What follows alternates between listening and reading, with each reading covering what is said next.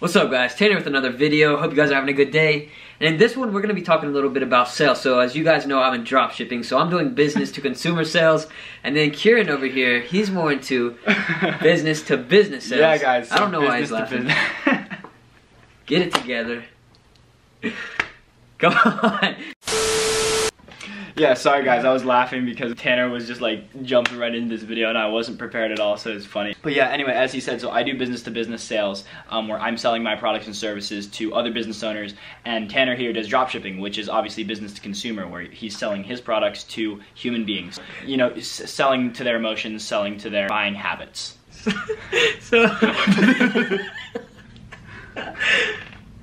So guys, as you just heard in the intro, I do business to consumer sales and he does business to business sales. So he has an agency and I have a large market where I'm targeting to a bunch of different people because I dropship and I'm in e-commerce, so I'm going after many different people in such a large audience. Compared to him, he's going towards people that actually trust him because he's more focused on his agency in building those good results for the other companies instead of me, where I'm selling something to customers directly and I don't know these people. I don't meet them in person and say, hey, do you want to buy this? I sell something online and I have to build that reputation for my own e-commerce brand, and I'm building that brand around the company, not myself. So I have to brand correctly and market towards people by leveraging the power of my social media branding with influencers and Facebook ads and stuff like that. Yeah, so guys, let's break this down quickly. So I want to break it down into the target market. So for example, my target market, if I want to sign, let's say I want to sign 5 clients a month. So my target market is literally 10 to 30 different businesses. Meanwhile, his target market for, you know, a smaller ticket product, you know, that he's selling to the masses could be 10 to 30 million people. Yeah. And that's what I mean. Like, I'm selling to a very niche specific person, and I know who I'm trying to sell to because I want to go after a certain clientele. Meanwhile, Tanner, he doesn't care as much about the demographic of his end consumer. He more cares about, you know, what's going to make them buy, and if they're interested in this general product that he's selling. So again, me, I'm selling to businesses, and I'm selling to a very, very small amount of businesses, and I'm spending, you know, weeks and even sometimes months in my sales process to close one deal. Versus Tanner, he spends a couple minutes interacting and engaging with his end consumer, and it ends up resulting in a small ticket sale. And he needs, you know, for him to make the same amount of money that I'm making with one deal, he needs to, you know, sell a lot more product than I do. But then again, my sales process takes a lot longer, and he's, you know, much more focused on branding than I am for my business. So the next thing, guys, is we're going to touch on brand identity and branding on social media. So for businesses like Tanner's, where he's, you know, a large drop shipping business where he's really focused on just gaining customers, and he's also focused on what the customers think about him. So, you know, that's why, you know, a lot of drop shippers, they focus on building their social media followings for their drop shipping products to, you know, a large following. They want to have a lot of engagement. They want to seem like a reputable brand because no one wants to buy from somebody that doesn't have good branding, you know, when it's the first time you're being confronted with the product. Meanwhile, on my end, I'm kind of the face of my business. So I walk into a business and I put my hand out, physically shake the hand of the business owner that I'm trying to do business with and close on this deal or on this contract. You know, I'm going to networking events. I'm putting my name out there. I'm handing business cards to people. So it's a much more personable and again, longer sales process than Tanner. Because essentially, I'm not putting myself out there for customers to buy from me directly because I am the owner of these stores, but they're not buying from me directly, they're buying from my store. So I can't put that personal image of me out there for people to buy from. I have to put it out there for that e-commerce company that I'm using to make money and make sales. So what I have to do is build that through social media and brand them in different types of angles and go after different marketing tactics, whether it's through influencers or Facebook ads, whatever it may be. You have to go through different phases to see what works for your company best and how you can get the most engagement and provide the most value to these customers to get them aware of your product and your brand, to make sure that they will go to your website. And not everybody's going to make a sale, of course, but you're able to retarget those people and you're getting data. So the more data you have, the more likely you are to be able to retarget these people and make more sales. You know, and the funny thing that I find about this is because my sales process is so much different from Tanner's, but then once I close a client, I'm actually doing some of the same stuff that he's doing for my clients. So my clients have products that are smaller ticket that they want to sell to the masses. So I have to know a little bit about business to consumer and business to business, because myself, my business that I'm selling to my customers is business to business. But then the service that I'm providing to those businesses that I sell is business to consumer, and I'm selling their products and services for them because I'm doing social media marketing. So I have to have my, my toes kind of dipped in both waters. Meanwhile, most dropshippers and e-com guys, they really just hone down and focus on that B2C stuff. Yeah.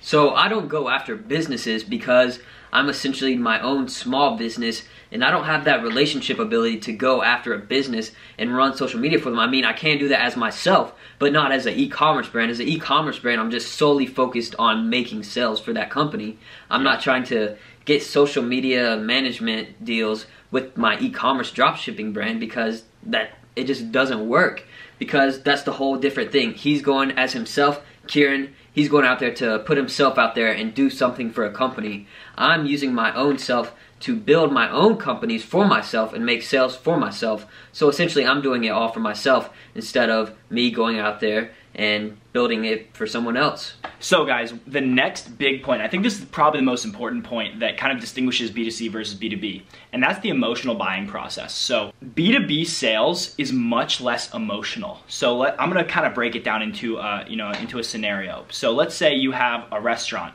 and they need marketing. Every business needs marketing, every business needs branding, and in this day and age, frankly, every business needs social media, right? So when you kind of break that down, it's like they know they need it, you know they need it, so it comes down to you selling them on yourself. You're not selling them on the concept of this product because they already need it and they probably know that they need it, right? So I walk into a business and I say, hey, I want to be the person that you choose to do your marketing because you already know that you need marketing. I just want to be the person that you choose, and I'm selling them on the uniqueness of my services, and I'm selling them on myself as a person, and I'm selling them on the case studies that I have and the past experience that I have with businesses like theirs and businesses in their industry. Meanwhile, Tanner is selling them on the product itself. He's building rapport with these customers and selling them on that specific product, and it's more of an emotional buying process because there's certain things that you have to do to trigger that emotion in somebody that makes somebody want to buy. So as me selling directly from a business to a customer trying to gain that sale, you have to go through 3 different things, which are status, desire, and price. So status is sort of what it is, what makes people want to buy it. So like if it's Louis Vuitton, Gucci, those are high name brands. They're high ticket. People want that just because of the status of it. So you want to make sure you build a status for your product and for your e-commerce company that puts you above competition. You need to have something that makes it seem that your e-commerce brand is above the other ones. Even though you might be selling the same exact thing, you need to be able to brand yourself and put yourself higher up there. Yep. And the second thing was desire. You have to make sure that people have a feeling, like a sense of urgency that they need to buy your product. Like these Yeezys, they only have a limited amount, and there are a lot of them, but it's still a limited amount, so they sell out so fast just because people have a desire for it, and people do it to make money off of them. People do it just because they like it, and there's a limited number. So you want to instill that sense of urgency into these potential customers to make them feel like they need to buy this from you because there's not much left, or just because of what it is. So if other people are buying it, they want themselves to buy it so they can have it be like the others. And how are some of the things that you do that in Shopify specifically? So you've got those little messages that pop up say somebody just bought it. You've got the timers and all that stuff. Yeah, so on Shopify, in the App Store, there's multiple different apps that you can get that instill like marketing tactics onto your Shopify store, and you're able to customize them. So you can have them be like a countdown timer for how much longer the sale is going to last or how much inventory there is. All kinds of stuff that you can put in there to make customers feel more aware that they need this product. I'm going to interject really quickly because this is something that I use a little bit in my sales process for my clients actually. So sometimes I will literally tell a client, if it's toward the end of the month, I'll be like, hey, we've been in this sales process for 2 weeks. Maybe it's taken me 2 weeks to even get to this point with the client. They're still not closed, and I need something that just to push them over the edge to close them on my services. And I'll say, hey, I've closed 4 clients this month. I can only take on 5 per month. That's my absolute maximum. So if you don't close today, if you don't close this week, if you don't close tomorrow, whatever I want to say to them, if you don't close ASAP, then I can't work with you until another 30 days from now. And then you know what happens in 30 days? You lose sales, you lose traction, you lose your, the opportunity to work with me. And I make myself seem desirable, and I make them want to work with me because I'm saying like, hey, you're about to miss your chance to work with me. Yep. And that really drives them to make a decision and to finally pay me and give me my contract that I've been selling them on for the past, whatever, 2 weeks. So let's get into the third thing I said, which was price. So when you're pricing your products on Shopify for your dropshipping store, there's multiple different tactics that you can use to get people to buy, because if you're selling something for 30 bucks and it may cost you 5 bucks, that's a good profit margin, a really good profit margin, but it's not gonna be on sale. So people are less likely to buy it. So if you have some kind of discount on there, then people are more likely to buy because they see that, oh, this thing is 25% off, even though you're just using that as a marketing tactic, they're still more likely to buy it. And the way that I've been using this mostly is through free plus shipping. And some people say that's outdated, but I completely disagree with that, and I've been able to make a lot of money off of that because people see the product is free and you're able to market it as free, and they don't know the shipping cost until they go into the checkout. So all these people that go to checkout and they see the price and then they don't want to buy from it, you have all their information because they put their email and stuff like that. So then you have all that data to go and retarget them and people like them that may have not bought but have added to the cart. So then you retarget them and send them a discount code, and then they're more likely to buy that because now they have a lower price on that product. Yeah.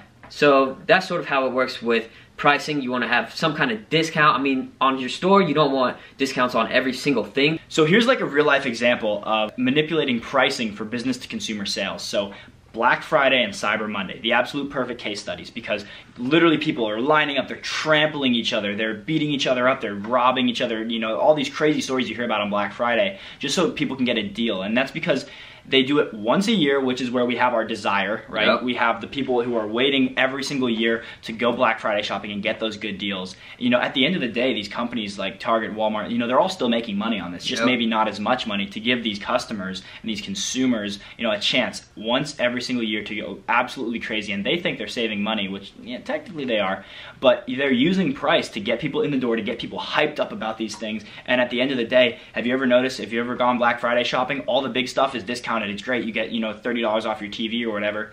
Everything else usually isn't discounted. Yep. Most places don't do store-wide discounts because what they'll do is they'll discount all the big ticket stuff, the TVs, the PS4s, the Xboxes, all that stuff. They have a higher profit margin. Exactly, that you want to buy. Yep. But then you walk in and all of a sudden you remember you need socks. You remember you need to buy milk. You remember you want that new book or the video game to go along with the Xbox that you just bought for $300 off. And all of a sudden they made back all their money and more because you're in there. And it's the same thing with Shopify. You know, you're using price to upsell. You know, to get buyer retention. You're using these price discounts and these price manipulations to get people in, and you're always using it to create repeat customers and to end up profitable in the end. And even with Amazon, recently over Black Friday, Cyber Monday, those sales on Amazon, I was looking and they were showing discounts, but the discounts were off of the retail price, so it's not what they normally sold as on Amazon. So this book may sell for 20 bucks on Amazon, but the retail price is $50, and then they're discounting it off of that retail price instead of what they normally sell it for. So essentially they're making more money than even before, just because people think it's a good deal because they see the retail price, they don't see what it normally sells for. So Amazon is taking advantage of what they can do to make more sales and market those to potential customers and just make more sales. Alright guys, hope you enjoyed that video. Went a little bit over sales of business to business and business to consumer. So business to business, as you guys may have heard, is more directly, and you're putting yourself out there to make those potential customers feel more at home there. It's not more of what you're doing, it's about you and how you're putting yourself out there to make those prospects feel like they need you and they need your services or whatever you may be doing for them. Compared to as business to consumer, for me, I'm going directly at a big audience instead of person to person. I'm leveraging my business and my social brand I have built for that to drive sales from all kinds of social media platforms instead of just me to another person. So I have a lot more of potential essentially, but my items are more lower ticket usually because I'm drop shipping compared to as him, social media marketing, he's going after businesses who have a lot more money to spend compared to me going after just individual people. They may not want to spend a bunch of money on these random products I have from my drop shipping store compared to as him. He's offering something that could build and grow their business and help them. So they're more likely to buy from them. They just need to make sure that he's trustworthy, other people have bought from him, and that he's able to actually provide these services and help their business.